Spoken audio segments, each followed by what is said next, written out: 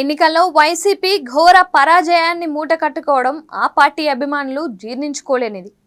గౌరవప్రదంగా ఓడిపోయి ఉంటే ఆ పార్టీ శ్రేణులు కుంగిపోయేవి కాదు. కానీ 11 అసెంబ్లీ స్థానాలను మాత్రమే వైసీపీ దక్కించుకుంది. గుడ్డిలో మెల్ల అన్నట్టు 4 ఎంపీ స్థానాల్ని దక్కించుకోవడం వైసీపీకి సంతోషాన్నిస్తుంది. ఘోర పరాజయానికి దారితీసిన పరిస్థితులపై పోస్టు మార్టం చేసుకోవాల్సిన సమయం వైఎస్ జగన్మోహన్ రెడ్డికి, ఆ పార్టీ నాయకులకు వచ్చింది. నిర్మోహమాటంగా, నిజాయితీగా ఎన్నికల ఫలితాలపై విశ్లేషణలు చేసుకొని భవిష్యత్ కార్యాచరణపై కీలక నిర్ణయాలు తీసుకోవాల్సిన సమయం ఇదే.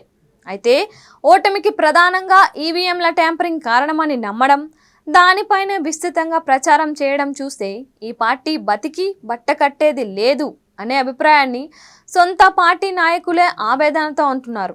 ఓటమిని మొదట హుందాగా అంగీకరించాలి. 5 ఏళ్ల పాలనలో తాము తీసుకున్న నిర్ణయాలపై ప్రజల్లో ఎందుకంత వ్యతిరేకత వచ్చిందో తెలుసుకోవాలి. అన్ని వర్గాలు వైసీపీకి వ్యతిరేకమయ్యేంతగా తాను చేసిన తప్పులేంటో జగన్ ఆత్మ పరిశీలన చేసుకోవాలి.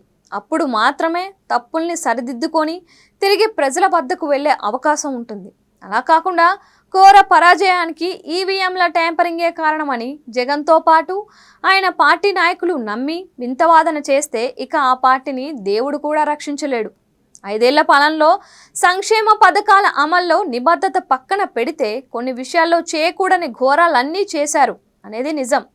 అపరిమితమైన అధికారం చేతిలో ఉండడంతో కళ్ళు నెత్తికెక్కి తాము చేసిందే చట్టం అనే రీతిలో వైసీపీ వ్యవహరించింది అనే ఆరోపణలో నిజం లేకపోలేదు. అలాంటి వాటిని సమీక్షించుకోవాలి. దూరమైన వర్గాలకు చేరువయ్యేందుకు ఏం చేయాలో ప్రణాళికలు రచించుకోవాలి. కూటమి ప్రభుత్వానికి కొంత సమయం ఇచ్చి ఆ తరువాత హామీలను నిలబెట్టుకోకపోతే నిలదీసేందుకు సిద్ధం కావాలి. ఎన్నికల్లో గెలిపోటములు సర్వసాధారణం. అయితే రాజకీయాల్ని రాజకీయంగా కాకుండా శత్రు భావనతో చేసిన ఘనత వైసీపీదే. ఇప్పుడు అదే పందాను టీడీపీ అనుసరిస్తోంది. వైసీపీ చేసిన మొదటి తప్పు ఇదే అని ఆ పార్టీ మొదట గుర్తించాలి. రాజకీయాల్లో ఏది స్థిరంగా ఉండదు. ప్రజల మన్ననలు పొందేవారే రాజు.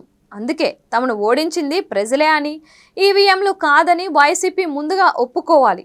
గతంలో తమకు ఘన విజయం అందించింది కూడా ఈ ప్రజలే అని గుర్తుపెట్టుకోవాలి. కావున ఓటమికి నిజమైన కారణాల్ని పక్కన పెట్టి ఈవీఎంలపై నెపాన్ని నెట్టేసి ఇళ్లల్లో కూర్చోవాలని అనుకోవద్దు. తిరస్కరించిన ప్రజలకు దగ్గరయ్యేందుకు ఏం చేయాలో జగన్ ఆత్మ పరిశీలన చేసుకోవాలి.